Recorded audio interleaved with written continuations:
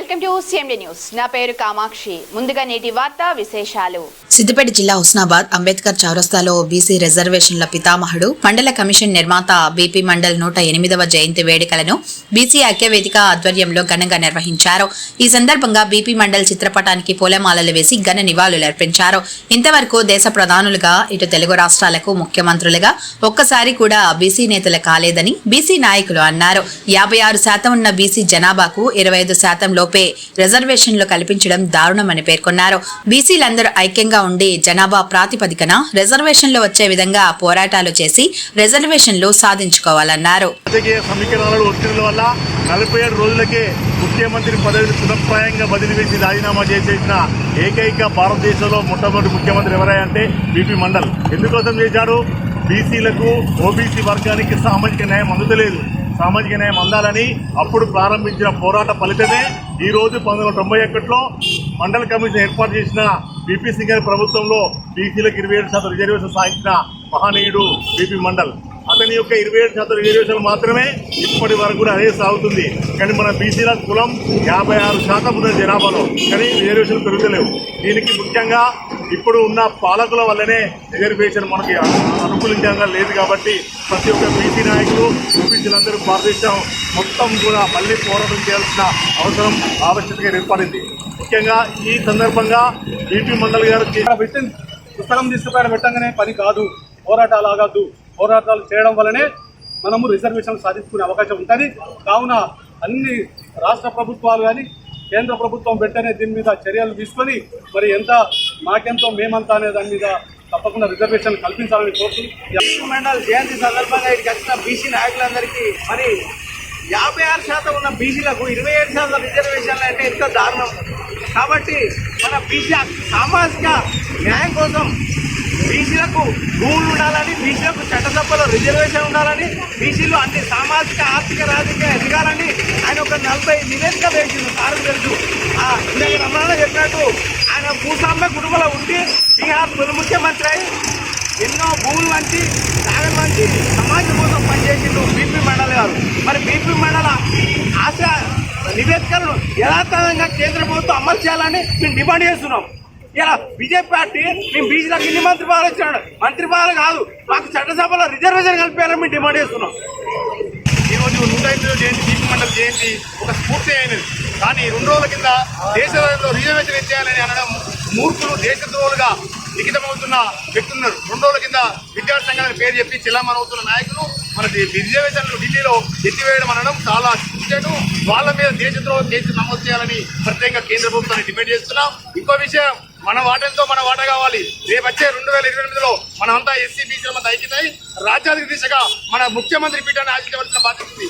జయంతులు వర్ధంతులు స్ఫూర్తి పొంది చేస్తున్నాం. కానీ ఓటు కాడ మనం మైనస్ చేస్తున్నాం.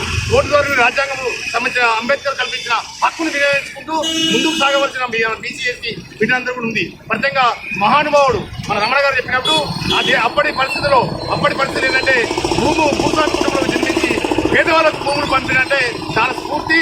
బీహార్ ముఖ్యమంత్రిగా చేసిన సేవను అనేది ఆయన ఈ దేశంలో ప్రత్యేకంగా ఈ రోజు 108వ జయంతి చేస్తుంటే ఇంకా 1000 సంవత్సరాల పాటు ఆయన జయంతి చేయవలసిన బాధ్యత. ప్రత్యేకంగా ఆయన రిజర్వేషన్ వల్ల, ఆయన బీపీ మండలి యొక్క కమిషన్ వల్ల ఈరోజు బిచ్చగాళ్ళు కాదు, మనం అడుకునే వాళ్ళం కాదు, మనం సాధించే వాళ్ళం కావాలిగా బీసీల అందరం కూడా ఆయన పెట్టిన రిజర్వేషన్ వల్ల కొంత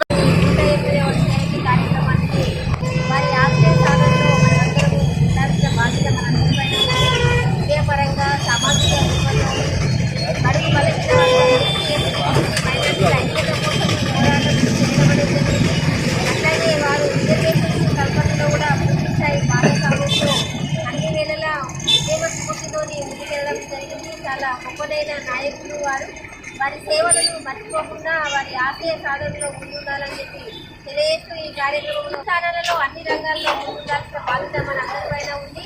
వారి గురించి కూడా కొంత ముందు తరానికి వారు చేసిన సేవలు కానీ, వారి విధానము మార్పులలో తీసుకొచ్చిన విధానాలు కానీ యువతకు నేటి తరానికి అందించాల్సిన బాధ్యత మన అందరిపైన ఉందని చెప్పి తెలియజేస్తూ బీపీ మండల్ గారి 108వ జయంతి సందర్భంగా అంబేద్కర్ చౌరస్తాలో ప్రజా సంఘాల ఆధ్వర్యంలో ముఖ్యంగా బీసీ ఐక్యవేదిక హుస్నాబాద్ వారు కార్యక్రమాన్ని నిర్వహించడం జరుగుతూ ఉంది. బీసీలకు స్థానిక సంస్థల ఎన్నికల్లో కావచ్చు, విద్యా ఉద్యోగాల్లో కావచ్చు 27% రిజర్వేషన్లు ఎట్లయ్యారంటే అది బీపీ మండల్ గారు ఆనాడు కమిషన్ ద్వారా మనకు అందించినటువంటిదే.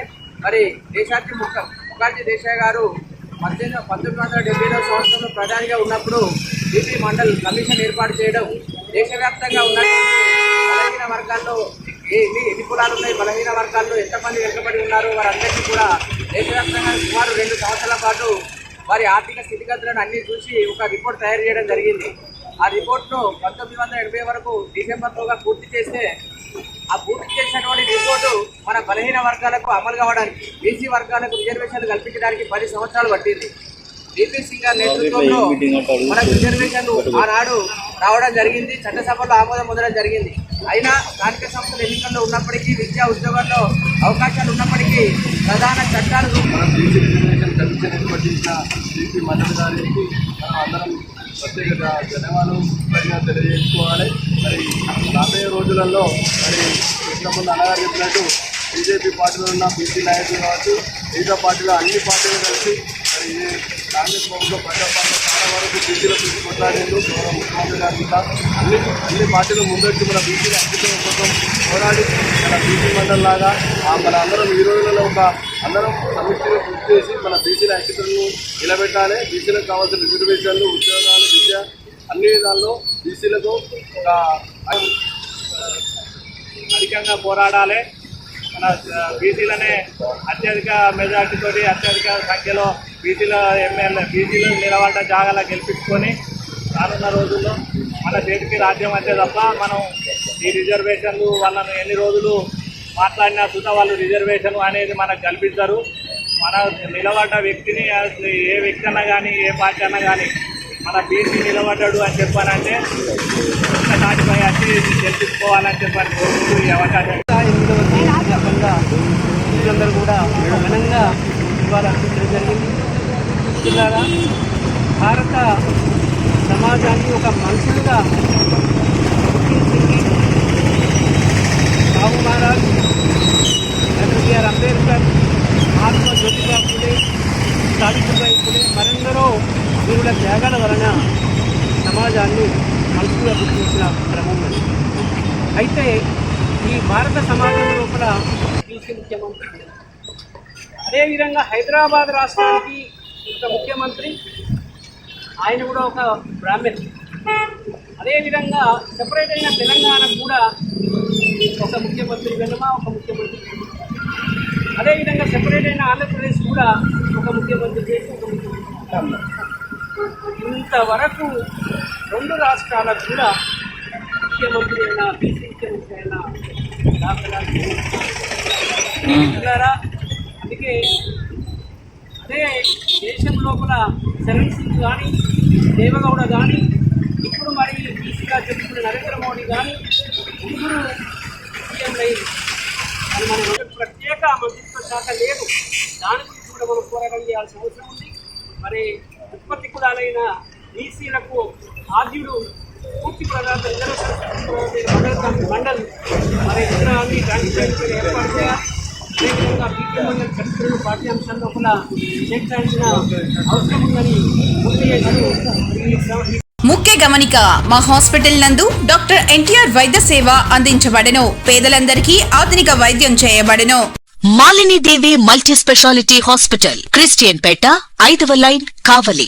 Doctor Gottipati Malinidevi MBBS, MS, OBGY, కాన్పులు మరియు గర్భకోశ వ్యాధి నిపుణులు.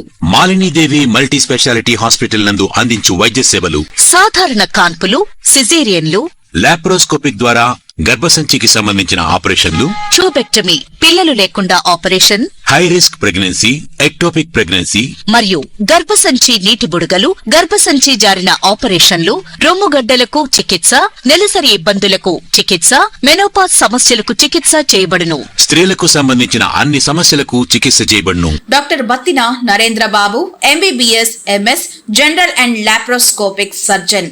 లాప్రోస్కోపిక్ ద్వారా అపెండిసెక్టమీ, 24 గంటల కడుపు నొప్పికి చికిత్స, హెర్నియా మరియు పిత్తాశయంలో రాళ్లు తీయబడెను.